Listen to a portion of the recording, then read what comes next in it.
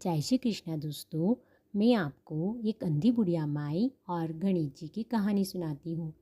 एक अंधी बुढ़िया माई थी, उसका एक बेटा और उस बेटे की एक बहू थी। बुढ़िया माई रोजीना गणेश जी महाराज की पूजा क्या करती। एक दिन गणेश जी महाराज ने प्रसन्न होकर कहा, बुढ़िया माई कुछ मांग। बुढ़िया माई ने कहा, गणेश जी महाराज मुझे तो कुछ मांगना नहीं आता। पर गणेश जी महाराज ने जीत कर ली कि बुढ़िया माई कुछ मांग। बुढ़िया माई ने सोचा कि रोजीना गणेश जी महाराज मुझसे कुछ मांगने की बोले हैं, सो अपने बेटे बहू के पास जाकर पूछूं। बुढ़िया माई अपने बेटे के पास गई और कहा कि मैं रोजीना गणेश जी महाराज की पूजा किया करती हूँ, सो गणेश जी महाराज मुझसे प्रसन्न होकर कुछ मांगने की बोलते हैं, तो क्या मांगूं। बेटे ने कहा, माँ धन मांग लो। बहू से पूछा तो बहू ने कहा, माँ पोता मांग लो। बुढ़िया माई सोची कि दोनों जना तो अपना अपना मतलब की मांगने की बोले हैं, सो पड़ोसन ने जाकर पूछूं।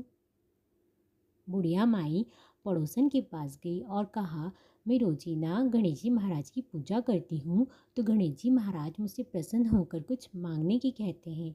बेटे से पूछा तो बेटे ने कहा, माँ धन मांग लो। और बहू से पूछा तो बहू ने कहा, माँ पोता मांग लो। सो के मांगू। पड़ोसन बोली, हे राम मारी, क्यों तो धन मांगे है और क्यों पोता मांगे है। थोड़ा दिन जिएगे जिसे दीदा गोड़ा मांग ले।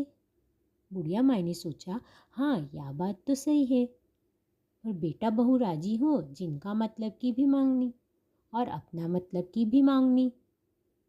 अगले दिन गणेश जी महाराज आए और कहा, बुढ़िया माई कुछ मांग।